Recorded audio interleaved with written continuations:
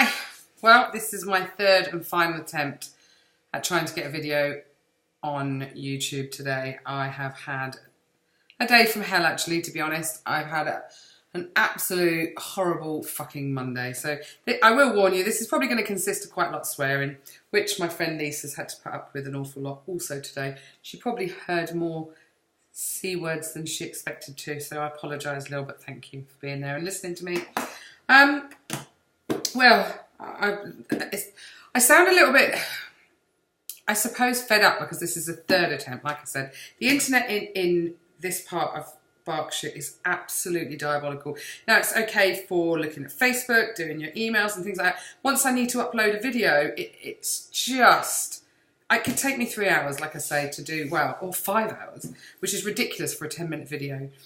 So I've tried all sorts, which has really frustrated me. You know, my husband went away yesterday.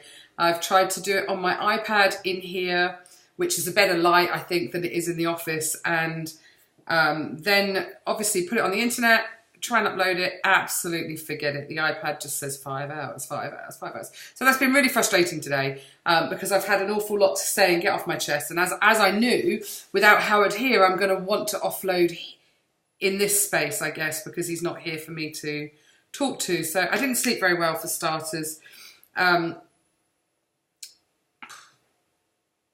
don't know why. I'm premenstrual, I'm tired, and obviously a little bit anxious about the upcoming diet on Wednesday and then the surgery in a few weeks' time. So as you can see, I'm milking it all now. So I didn't sleep, hardly. I watched a lot more of this girl I'm following on YouTube about her journey. She's about 4 or 5 months now. I've got to that point on her videos and it's not gone as planned, I guess. Nothing major and nothing to say that I'm not going to do it. She's just not been one of the lucky ones in the sense that her operation went really well, the surgery itself and healing and everything like that. She had a little weepy wound, but apart from that, nothing too major. But her weight loss didn't happen quite as quickly as she'd expected, or anybody expected, I guess.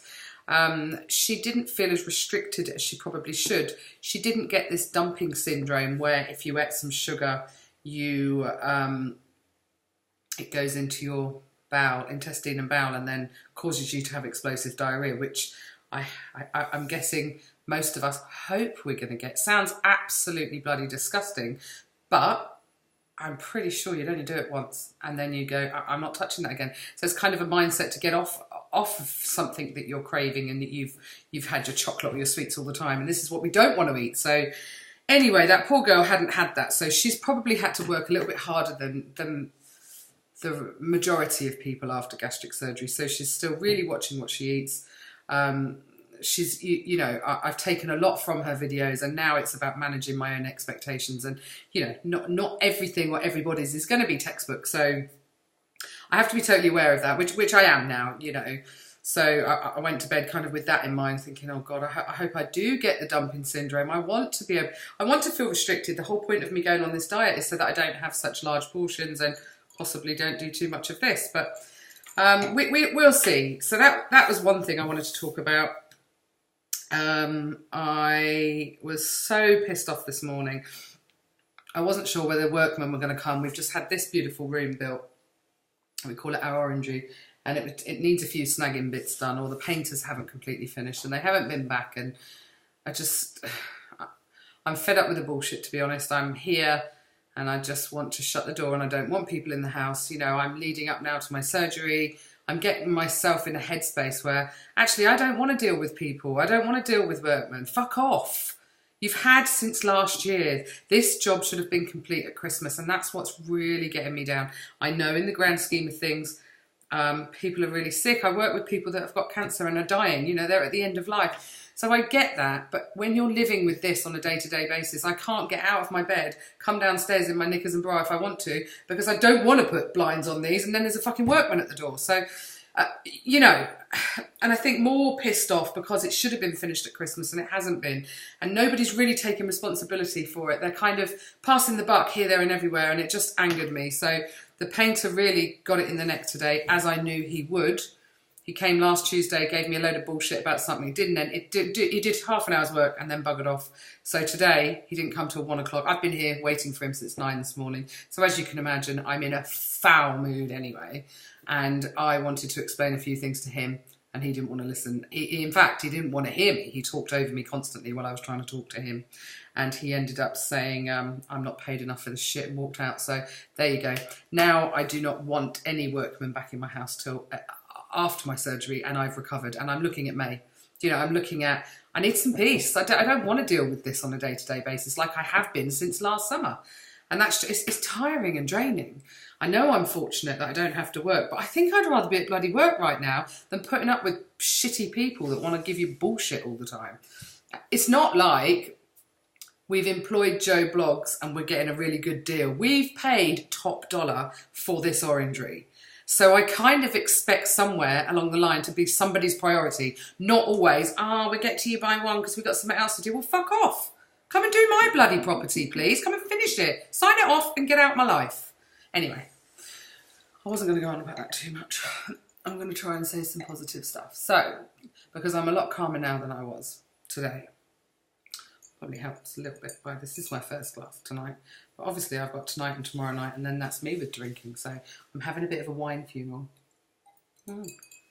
Nice. So my poor husband rang today just as he was going to bed in Hong Kong and kind of got all of this in his ear, bless him. And it's not his, you know, that's not nice. He's away and he feels bad that I'm here all stressed out, and I shouldn't be. You know, this is my prep for surgery. I don't need any extra stresses. I need to just shut my doors, lock the world out, and do what I need to do. So this is, yeah, hopefully tomorrow I'm going to wake up in a better place, better headspace. You know, the day just went from bad to worse. I said to Lisa on the phone earlier, I went out to Waitrose. I thought I'll go and get something yummy for lunch, seeing as it's my last 2 days of eating normally. I went up to Waitrose and it was pissing it down with rain. I thought, I've done my hair because I went to the consultant today. So I was like, if I get wet, it's going to go fuzzy. So I put a scarf over my head. The wind blew it in front of my eyes. I walked into a post. Then my 20p wouldn't work in the car parking machine. You know, one of those days where you just go, this is so... I wanted to stand there and cry in the car park and get back in my car and come home. But I thought, oh no, I haven't got any nice food at home. So I carried on and went shopping. And then, actually, I'd forgotten this bit. As I'm in the queue, some woman's bag touched my backside.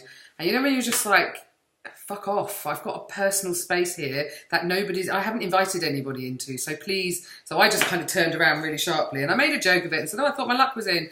Oh, sorry, it must have been my bag. And I thought, do you know what? I never accidentally touch people. God, I'm in a really bad mood, aren't I? I told you I was. I did warn you. This is going to be a get it off my chest for once and for all. And then hopefully I can feel a little bit better. Yesterday was lovely. I had the children around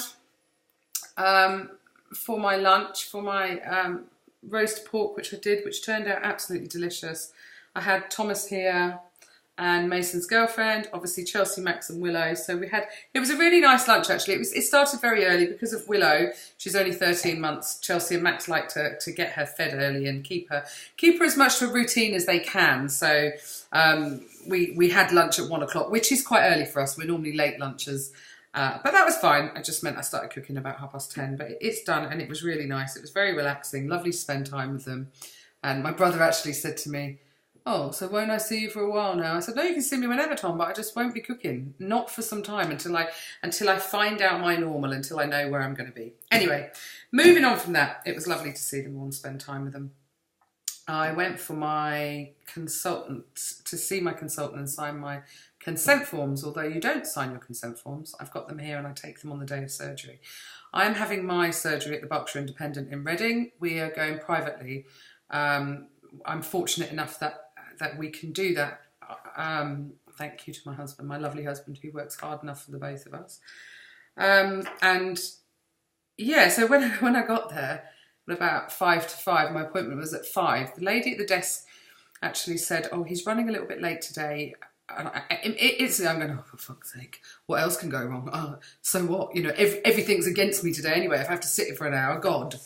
And then she said, oh, but that lady's just before you and she won't be too long. I was like, okay. And I thought that was a little bit strange, you know, when you're like, I'm there for bariatric surgery, you know, which probably isn't something you speak about. Well, I haven't told everybody. I haven't plastered this over my Facebook or you know, my Instagram. I'm keeping it quite close to me at the moment. Only my real true friends and family know what I'm doing. So anyway, I sort of sat down and straight away I did wonder, you know, oh, I wonder if she had the same as what I'm having, or is she having it, you know. But because I just felt I couldn't ask her anything, but she instantly came over to me, which was so lovely. She actually cheered my whole day up today. And she said, so you're seeing Mr. Such and Such, I can't remember, I think it's Greg Jones. She's seeing Greg Jones today. I said, yes, I am. She said, oh, he's good. And I said, are you pre-op or post-op? And she said, I'm actually post-op. I had my gastric bypass in September and I've lost 6 stone. I was just like, wow, amazing. And she was so kind of excited. She wanted to show me quick. We were there for like the matter of 5 minutes. She showed me her arms. She showed me her stomach, her scars, how she just got into a pair of 16 jeans and it was the first time ever. And I was like, oh my God, I can't quite imagine me getting into a size 16 jeans at the moment. So I can't imagine her excitement. So after watching, I suppose, the downside of the girl I'm following on YouTube last night, having a really shitty day, and then meeting her, it was almost like, thank you. You know, you've kind of brought it back to me, brought it home again, that this is worth it. You know, she said, operation, absolutely horrible. You'll feel really sick afterwards, but listen, it's all well worth it. So what more can I say? And then when I went into the consultant's room, I said to him, that was really nice. I said, I've never met anybody personally who's had a gastric bypass. And he said, oh yeah, she was slightly different to you. She actually came in with a walking stick. And I was like, oh, okay. Anyway, that was good. He talked about all the risks today with surgery, which I knew most of them anyway. I think my only, excuse me, that's it. My only, I suppose, weird one was I never realised that some people going in for this surgery, very, very rarely, you've got your bowel is like a wiggly intestine bit. But he said sometimes when they cut your stomach pouch away, that the bowel won't act, there's no physical way of it reaching up. And I said, but in what cases does that happen? He said some people that have had a lot of trauma and abdominal surgery already, which I haven't, so I know there's not a risk. Anyway, the bottom line was, if that happens, which is rare, they would then, he said, well, you've paid your money, so you might as well have something. And we would go to the next best thing, which would be a gastric sleeve. And I had to kind of go, oh, I'm not going to sign that today because I haven't done enough research on that. I've gone for the gastric bypass because I didn't want a band or a sleeve. So it's kind of made me think, oh, you know, what if that did happen? Would I be happy coming out, waking up from surgery? So I don't know. It's something I need to talk to my husband about and really thrash around, you know, and do my research on it, because I know I didn't want a sleeve. So is it better than nothing? I don't know. So like I said, only just found this out about an hour ago. So I've got a little bit of thinking to do. I mean, in my mind, nothing's going to go wrong and it will be fine. I haven't had any major abdominal surgery. He also said, which is a little bit odd, I guess, that when I go in for the surgery, I will be asked to walk into the operating theatre and lay on the bed myself. And I said, oh, okay, why? He said, because what we don't want, because you're going to be laying there for a few hours, we want you to get comfortable, because we don't want to get you comfortable to what we think and then you come round with problems with your back. So I had to tell him I've actually got an issue with my lower back and I don't lay on my back very well. So maybe when I get in there, I will get as comfortable as I can, but if they could elevate my knees with pillows, I know it sounds crazy, and then take them away when I'm asleep, I think I'm going to have issues anyway, because I've got issues.